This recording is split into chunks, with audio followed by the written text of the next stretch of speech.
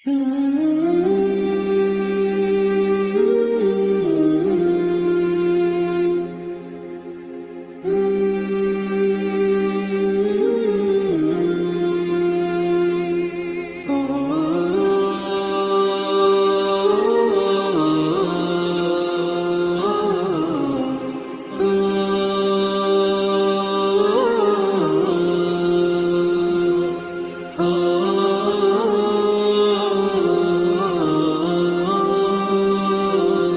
serahkan terhadap yang berwajib, itu biarkan istrinya itu yang menuntut, melaporkan bahwa Kiai Fahim berbuat zina.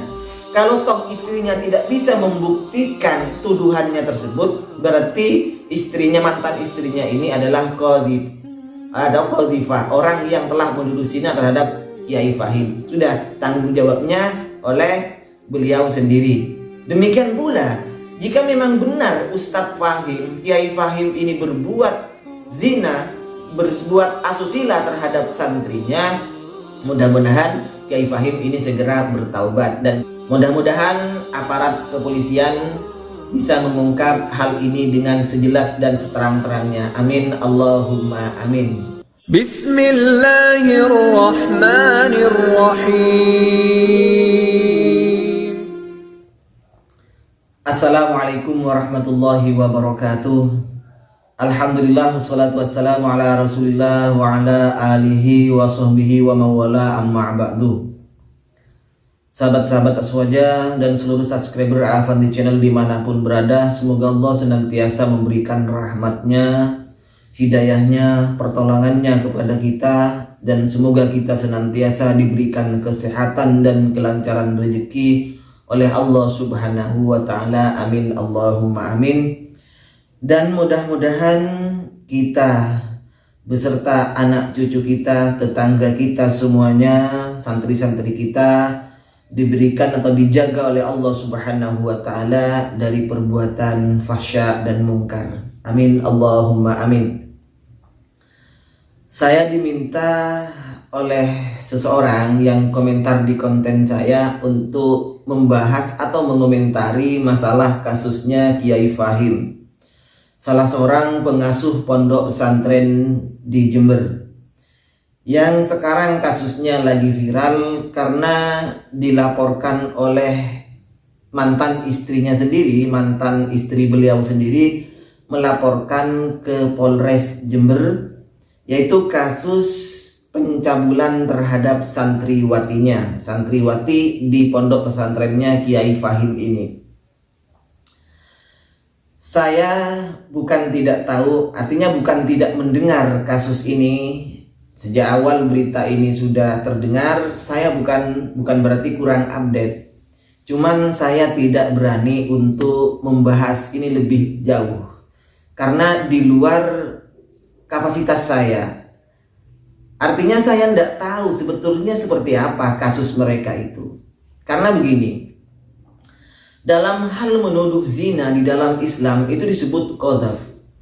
Orang yang mengqadhaf terhadap seseorang, dia harus memenuhi beberapa kriteria.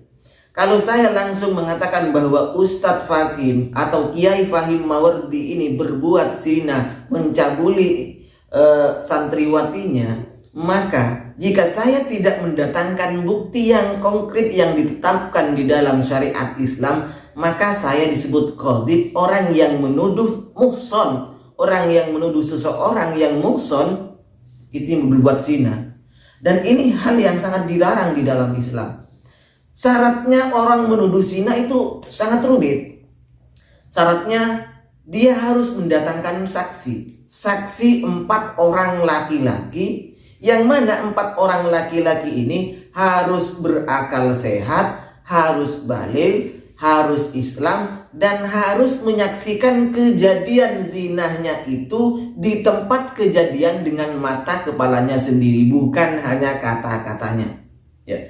Sebab jika orang yang menuduh zina di dalam hukum Islam ini, jika ada orang menuduh zina kemudian tidak dapat mendatangkan bukti yang konkret sebagaimana yang telah saya sebutkan tadi itu, maka orang tersebut kena had sendiri, kena hukuman sendiri, yaitu dia harus dicambuk sebanyak 80 kali. Itu di dalam Al-Quran hukumnya seperti itu. Dan konsekuensinya, orang yang menuduh zina ternyata tidak bisa membuktikan bahwa orang yang dituduh itu berbuat zina selain dicambuk. Setelah dicambuk kemudian bertobat, ini kan dosa. Setelah dicambuk 80 kali dia bertobat terhadap Allah Subhanahu wa taala, menyesal bahwa dia telah menuduh seseorang yang muhson berbuat yang tidak-tidak. Maka ulama 4 mazhab ini terjadi perbedaan masalah taubatnya. Apakah syahadahnya setelah ia bertobat diterima atau tidak? Orang yang menuduh seseorang berzina kemudian tidak bisa membuktikan bahwa orang yang dituduh itu benar-benar melakukan zina, tidak dapat mendatangkan 4 saksi sebagaimana yang telah saya sebutkan, maka dia kena hukuman had, cambuk 80 kali. Dia bertobat sudah, menyesali bahwa dia telah pernah menuduh seseorang tanpa dasar, tanpa bukti. Dia bertobat kepada Allah Subhanahu wa taala. Ini 4 mazhab masih berbeda pendapat. Kalau Hanafiyah, ulama Hanafiyah, mazhab Hanafiyah ini mengatakan orang mahdud, orang yang sudah dihad melakukan qadzaf itu, sekalipun dia sudah bertobat, maka la tuqbalu syahadatuhu, syahadatnya tidak bisa diterima. Selamanya tidak bisa diterima. Kesaksian orang tersebut tidak akan pernah diterima kembali, tidak boleh menjadi saksi. Berbeda halnya dengan mazhab yang lain, Syafi'iyah, Malikiyah, dan Hanabilah ini memperbolehkan, ini tetap kalau sudah bertobat, qadzifnya itu bertobat, orang yang menuduh zina itu bertobat, maka syahadahnya bisa diterima. Artinya dia boleh berhak menjadi saksi dan kesaksiannya itu bisa diterima kalau sudah bertobat. Dari hal ini maka kita bisa paham bahwa betapa sulitnya, betapa beratnya dalam hal qadzaf ini, menuduh orang lain berbuat zina. Jadi menurut saya biarkanlah itu diurus oleh aparat yang berwenang. Kita kalau malah itu seakan-akan sok tahu bahwa Kiai Fahim itu mengerjakan zina, mencabuli ini, berdasarkan ini, tapi kita sendiri ada di sini, ada di rumahnya, kita tidak tahu, seakan-akan kita sok tahu. Ini yang repot, ini yang fatal, nanti kita itu masuk dalam masalah qadzaf nantinya. Jadi tidak usah sok tahu, kalau kita itu belum tahu sudah kita serahkan terhadap yang berwajib. Itu biarkan istrinya itu yang menuntut, melaporkan bahwa Kiai Fahim berbuat zina. Kalau toh istrinya tidak bisa membuktikan tuduhannya tersebut, berarti istrinya, mantan istrinya ini adalah qadzif, ada qadzifah, orang yang telah menuduh zina terhadap Kiai Fahim. Sudah tanggung jawabnya oleh beliau sendiri. Demikian pula jika memang benar Ustadz Fahim, Kiai Fahim ini berbuat zina, berbuat asusila terhadap santrinya, mudah-mudahan Kiai Fahim ini segera bertaubat, dan kita boleh mentahdir beliau bahwa kita tidak usah memondokkan terhadap pondok beliau. Kita boleh menyebarkan ini terhadap orang lain dalam rangka menjaga agar santriwati kedepannya itu tidak terjadi hal-hal yang kita tidak inginkan kembali terjadi. Makanya boleh, bukan masalah ghaibah atau tidaknya ini nanti, tapi kita memberikan istilahnya memberikan peringatan terhadap orang lain biar kasus serupa tidak sampai terjadi lagi. Ini hanya tanggapan dari saya. Jadi saya tidak mau komentar apa-apa lebih jauh lagi masalah beliau, karena saya tidak tahu sebenarnya kasusnya itu seperti apa, dan yang benar yang mana saya tidak tahu. Karena saya ikuti di TV One itu katanya awal-awalnya itu di media massa itu, baik di media online, di Google itu saya teliti, saya lihat itu katanya berdasarkan rekaman CCTV, berdasarkan ini, tetapi wawancara antara istrinya dengan TV One itu ternyata buktinya tidak ada.